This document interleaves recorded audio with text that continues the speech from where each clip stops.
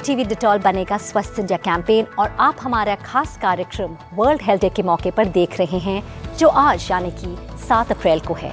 सेहत, अपनी सफाई और स्वच्छता, इन तीनों के बीच की कड़ी लगातार विकसित होती रहती है, बदलती रहती है। कोविड महामारी में ये हमने अनुभव किया। आने वाली महामारी रोकने में स्वच्छता की क्या भूमिका हो सकती है, इस सवाल का जवाब पाने के लिए हमने बात की रवि भटनागर से, जो डायरेक्टर एक्सटर्नल अफेयर्स और पार्टनरशिप्स एसओए रैकेट के हैं। हमने पूरा जो कैंपेन बनाया लक्ष्य संपूर्ण स्वस्थ का, हमने 9 सीजन साथ में काम किया है जी। हम लोग बहुत तीव्र गति से 10वें सीजन की तरफ हम लोग बढ़ते जा रहे हैं और ये एक रिमाइंडर भी है हमारे साथ में, अगर हम सबका साथ सबका विकास चाहते हैं तो सबका प्रयास भी जरूरी है। और टाइम टू टाइम अलग अलग तरह की आवाज़ उठती आई है। कभी एंटीबायोटिक्स नई तरह के आ गए, कभी नई तरह की वैक्सीन्स आ गई, तो लोग सोचते हैं कि अब वैक्सीन्स आ गई, एंटीबायोटिक्स आ गए अभी, तो क्या फिर भी क्या हैंड वॉशिंग की ज़रूरत पड़ेगी?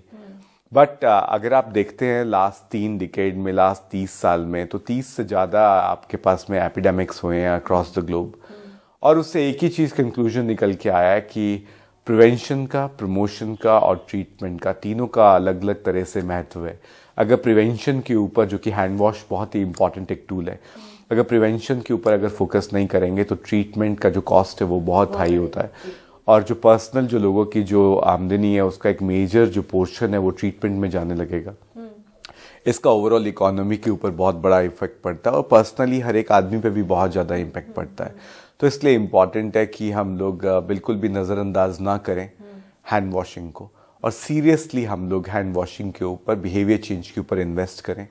चाहे अभी कोविड चला गया तो लोगों को लगा कि अभी हैंड वॉशिंग जो है अब करने का क्या फ़ायदा, बहुत सारे लोग ऐसी बात करते हैं, बिहेवियर स्टे नहीं करते बहुत लंबे टाइम तक।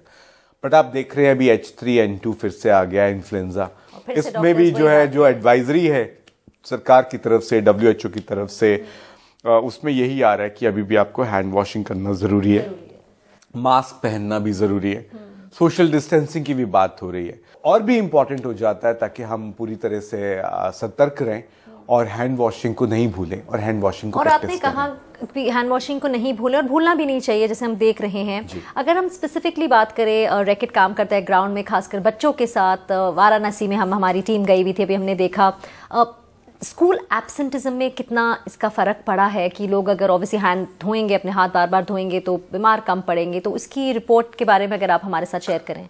एक चीज़ हमने देखा, जो लास्ट जो स्टडी है उसके हिसाब से 2022-23 का जो स्टडी है उसमें 36% स्कूल एब्सेंटिज्म से रिडक्शन हुआ, 22% स्कूल एब्सेंटिज्म का।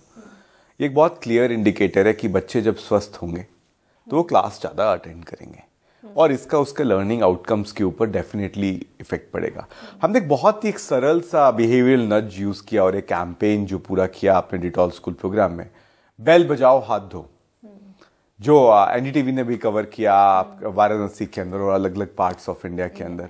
बहुत सिंपल है, बेल बजने से लिंक्ड है, स्कूल की घंटी बजी और साथ में हाथ धोना। घंटी बजती है किस लिए बजती है? घंटी बजती है लंच के लिए मेजरली, जिसमें 3 से 4 बार घंटी बजती है। तो जैसे ही वो घंटी बजती है बच्चे आपको दिखते हैं क्यू अप हो जाते हैं हाथ धोने के लिए। तो इम्पॉर्टेंट है ये बिहेवियर के अंदर बदलाव लाना यंग एज के अंदर बच्चों में, यही हम लोग कर रहे हैं और हम लोग देख रहे हैं कि इसके बहुत सिग्निफिकेंटली हेल्थ इम्पैक्ट भी होंगे। और जैसे आपने कहा देख रहे हैं, पर आप काफी टाइम से रैकेट काम कर रहे हैं ऑन ग्राउंड और साथ ही बहुत एनजीओज के साथ कर रहे हो। There also many more corporates come on board to ensure कि पूरा देश स्वस्थ रहे और हमारा ये संपूर्ण का जो लक्ष्य है स्वस्थ का, किस तरह की स्टेक होल्डर्स जरूरी हैं कि काम करें अपने अपने लेवल पे, so that there is a bigger canvas when we talk about health for all. बहुत ही इंपॉर्टेंट क्वेश्चन आपने पूछा, और सबसे ज्यादा जो मुझे जो क्लासिक एग्जांपल लगता है इसमें वो G20 का लगता है, इंडिया की प्रेसिडेंसी का लगता है, जिसमें हम वासुदेव कुटुंबकम की हम लोग बात कर रहे हैं। जो साउथ टू साउथ डायलॉग है, साउथ टू साउथ कॉपरेशन की बात हो रही है, जो इंडिया जो एक काफी एक बढ़िया एक बेस्ट प्रैक्टिस है यहाँ से। कोविड के टाइम में कैसे हमने किसी भी रिच को, पुअर को, हमने किसी के साथ में भी भेदभाव नहीं किया एज ए कंट्री।